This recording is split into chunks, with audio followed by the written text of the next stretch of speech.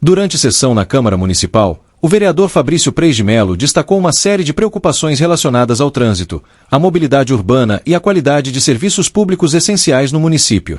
O parlamentar afirmou que o crescimento da frota de veículos exige ações mais profundas e estruturadas por parte do poder público, incluindo inversões de ruas, melhorias no transporte coletivo e adoção mais ampla de tecnologia para monitoramento e gestão do trânsito. Essa sessão.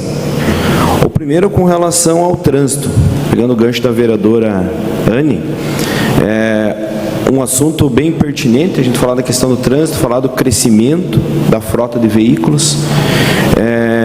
Precisamos melhorar ainda mais a questão da mobilidade urbana, inversão de ruas. O vereador Eduardo apontou hoje algumas questões que precisam ser melhoradas, melhorar a questão também do transporte público, que é um outro gargalo que brevemente a gente precisa estar buscando algumas alternativas. Então são muitas questões técnicas que têm que ser mais aprofundadas.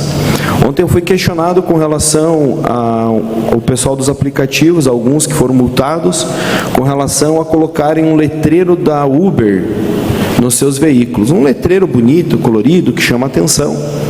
Até então, eu estava aqui a recordar, até ontem, doutor Luciano, algumas viagens que a gente fez a Brasília, a gente via muito nos veículos dos táxis, principalmente, né, esses letreiros no para-brisa, e infelizmente, em 2022, houve uma alteração no CONTRAN, proibindo a utilização. Então, um empresário até me abordou, me questionou que, infelizmente, o DEPATRAN estava multando erroneamente, porque pode, e infelizmente, você veja que tem o controverso.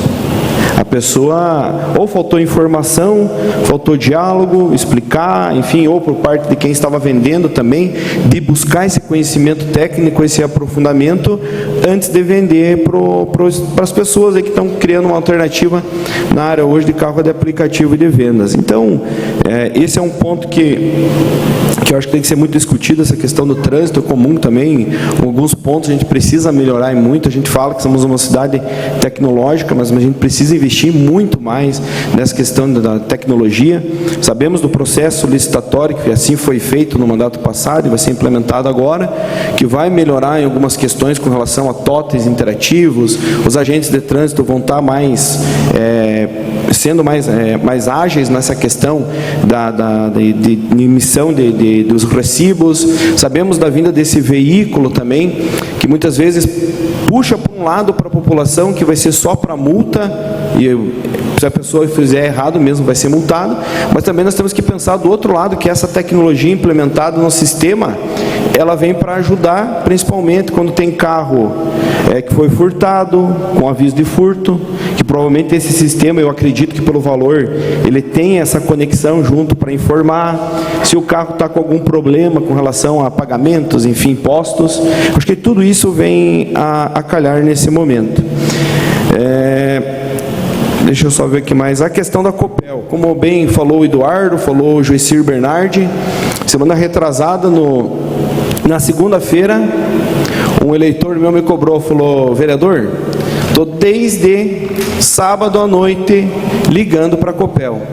Tem uma pequena chácara aqui no bairro Cadorim, e os benditos, eu falando que é um transformador no bairro Pinheiros, que já é pertinente a questão, e os caras não acharam.